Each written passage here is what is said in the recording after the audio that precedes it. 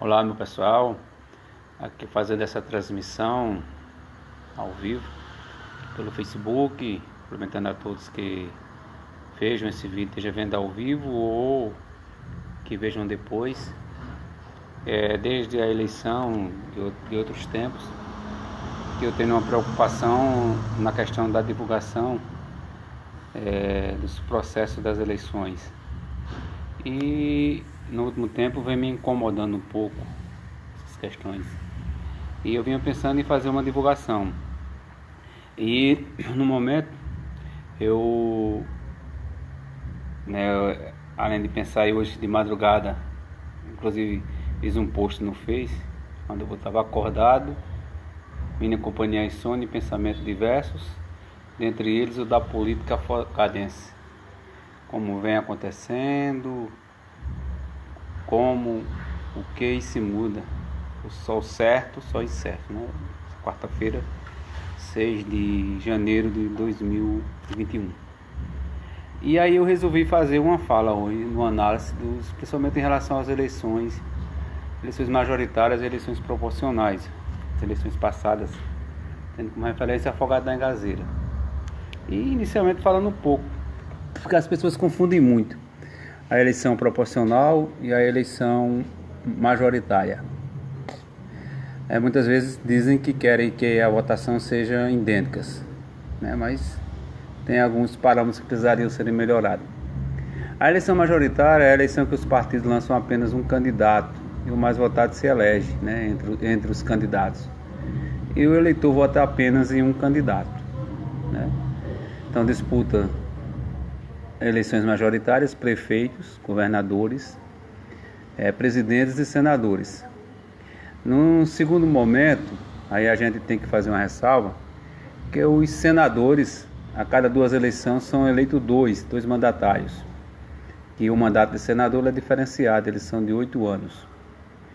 Já outra observação que a gente precisa fazer é que nos municípios com mais de 200 mil eleitores, o candidato mais votado para prefeito precisa ter 50% mais um dos votos para se eleger. E quando isso não acontece no primeiro turno, os 2 mais votados disputam o segundo turno, né? E aí tem que voltar a acontecer a mesma coisa, 50% mais um voto, não é 51%, não é 50% mais um voto. A eleição proporcional ela é diferente. O partido lança uma chapa de candidatos composta por homens e mulheres, e tem que ter uma proporcionalidade de gênero, 70 a 30, ou seja, se tiver 70% de homens, tem que ter 30% de mulheres. Se tiver 70% de mulheres, tem que ter 30% de homens. Como as mulheres normalmente não têm a tendência de se candidatar, existe a obrigatoriedade aí dada pela justiça para que se consiga ter os 30% de mulheres no mínimo, porque muitas vezes acontece que não tinha. E a forma de se eleger é a proporcionalidade, ou seja, para se eleger você precisa ter uma quantidade de votos, né? E aí nessa quantidade de votos, por exemplo, em Afogado da Engazeira, nessa eleição de 2000 realizada em 2020, um candidato a vereador para se eleger sozinho, sem depender do seu partido, sem depender dos seus que se candidataram com ele, precisou de 1.540 votos, ou seja, ninguém conseguiu. Então acho que a proporcionalidade, essa eleição de proporcionalidade, ela é interessante.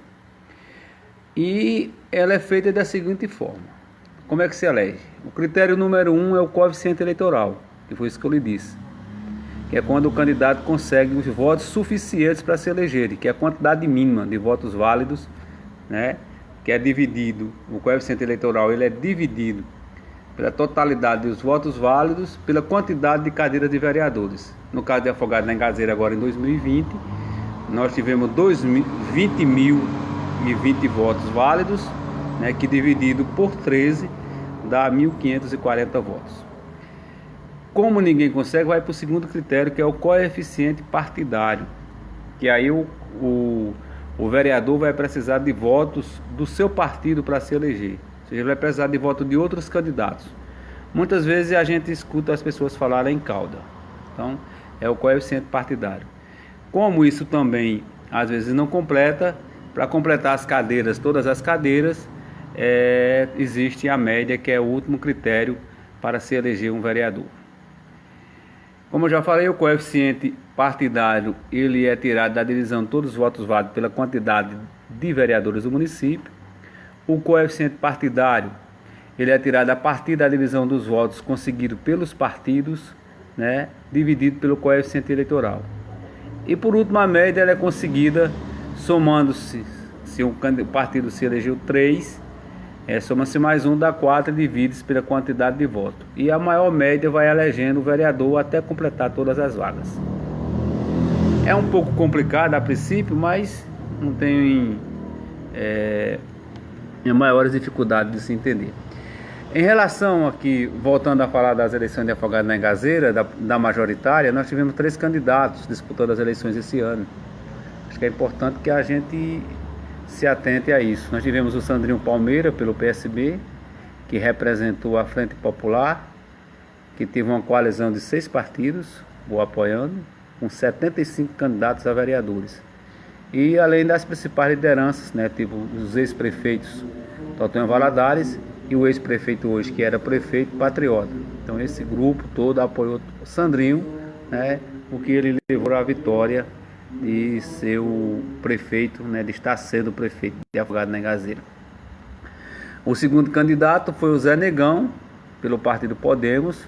Aí teve 2 partidos o apoiando aqui em Afogados, além de ser o candidato apoiado pela oposição ao PSB em Pernambuco. E tivemos o capitão Sidney pelo PSC, que se apresentou aqui em Afogados como representante das forças do Bolsonaro. Então, essas foram as 3 forças que tiveram aqui em Afogados na Engazeira. Então, falando do resultado da eleição, dos 27.557 eleitores que Afogados tem, compareceram para votar 21.312. Destes, votaram válido para prefeito 19.097, o que representa 89,61%. Desses 21 mil, nós tivemos 750 brancos, né, que representa 3,52%. Nós também tivemos votos nulos, 1.465, que representa 6,87% dos votos. Isso sendo computado em relação aos votos que compareceram, certo?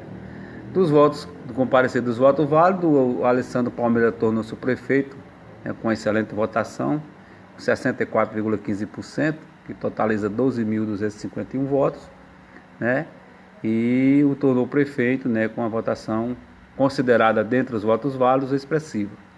Também tivemos o Zé Negão, que teve 6.258 votos, que representa 32,77%. Então, o Zé Negão também, né, pode-se considerar uma boa votação, já que ele tinha um grupo bem menor e também da oposição.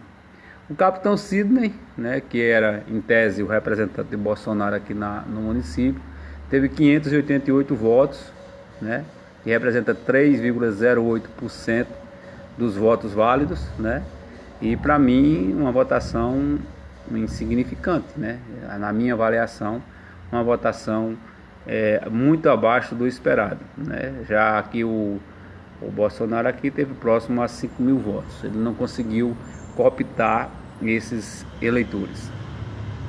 Dos vereadores, nós tivemos também, né, a quantidade de votantes é a mesma, 21.312, só que votos válidos foram 20.020, foi 93,94% dos votos. Brancos, 511, que dá 2,40%, e nulos, 781, que dá 3,66%. Então essa foi a situação dos vereadores. E aí os vereadores eleitos pelos partidos coligados, o Sandrinho, né, saiu com uma larga vantagem, teve 11 vereadores eleitos em seus partidos que o apoiaram, né?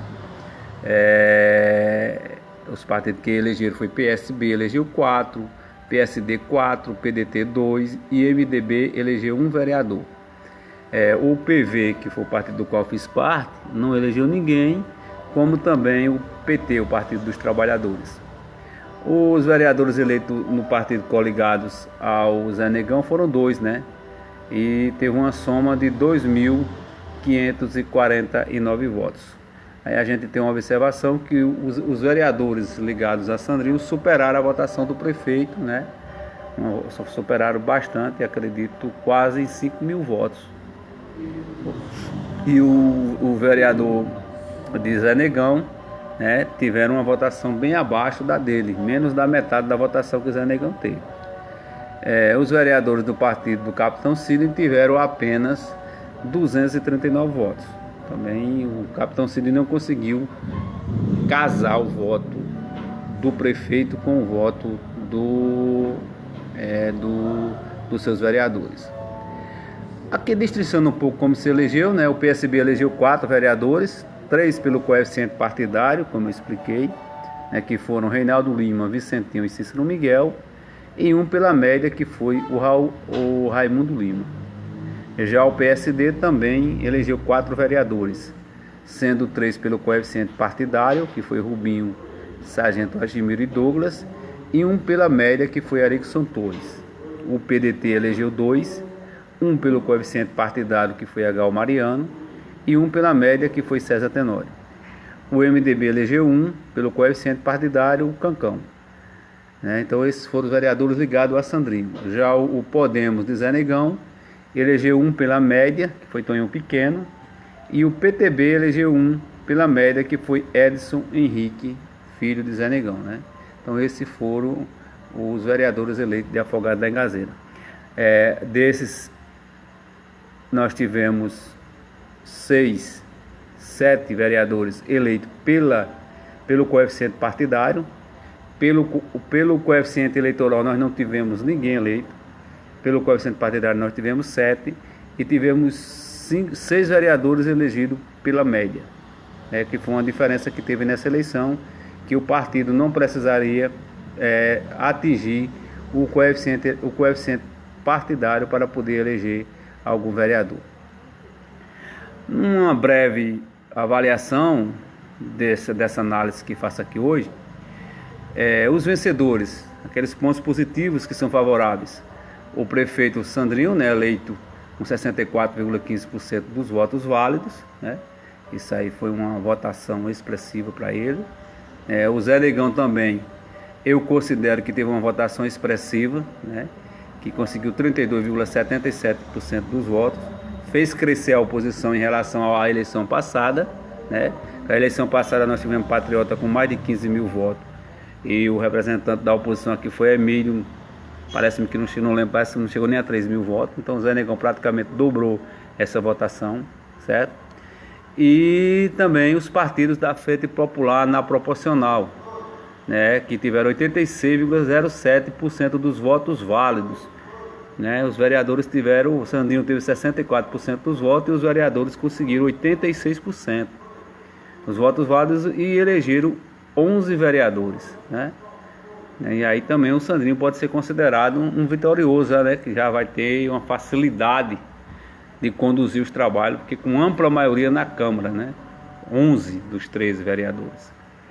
Assim, pontos que eu considero perdedor, coloquei como perdedor e como negativos para os partidos, já que não só tem pontos positivos. Eu considerei os pontos negativos, a questão do partido de Zé Negão não conseguir aproximar a votação da majoritária com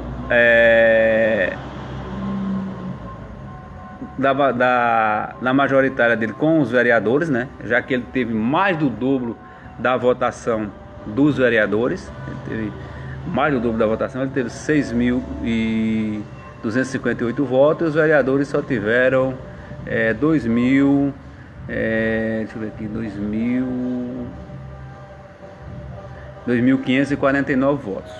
Então uma votação bem abaixo. Então isso não conseguir casar, né? Significa que boa parte da população estava insatisfeita com crítica ao governo do município, mas que estava apoiando os vereadores. Os motivos a gente precisa analisar com mais profundidade, mas pelo menos essa é a análise que a gente faz aqui nesse momento. O Capitão Sidney também, para mim, foi um que saiu perdedor nessa votação, porque eu considerei pequena, uma avaliação minha pessoal, tem o direito, né, de fazer essa avaliação, e também não conseguiu casar seus votos com um dos seus vereadores, já que ele teve praticamente o dobro da votação dos vereadores. Minha gente, eu pretendo, tem outras análises que a gente pode fazer, que em outro momento eu pretendo fazer, o que é que os números dizem, né? Os números eles falam bastante em relação à eleição majoritária. Eu tenho as observações a fazer, mas eu vou deixar para uma outra análise de um outro dia, fazer uma nova live, né, um novo vídeo gravando para vocês. Agradeço a vocês aí que estão ao vivo vendo essa fala, né, e dizendo que isso é apenas uma análise minha, levando como consideração os resultados oficiais, né, e que a gente vai aprofundar no futuro, né, o que é que os números dizem subentendido. Estaremos aqui na próxima semana, se Deus quiser. Eu pretendo ver se próxima semana já dá para fazer, né, porque tem que fazer com responsabilidade, porque aqui a intenção não é de prejudicar ninguém, é apenas de fazer uma reflexão do que a política está dizendo, porque Afogado está precisando de uma análise profunda da política. Desde que nós perdemos o nosso saudoso Dom Francisco, né, que é Afogado da Engazeira, ele vem perdendo a capacidade política, ele vem perdendo a capacidade de discussão, vem caindo na política da mesmice, né? Afogado era diferenciada, na minha opinião, mas infelizmente nos últimos anos, cada dia que passa, ela está se aproximando da política mais tradicional, né, aonde não muda muito a realidade. A gente precisa, né, quem ama Afogado da Engazeira, precisa fazer uma autorreflexão e precisamos fazer esse debate. Obrigado a quem acompanha o vídeo, obrigado a quem vê o vídeo e um abraço, uma boa noite a todos.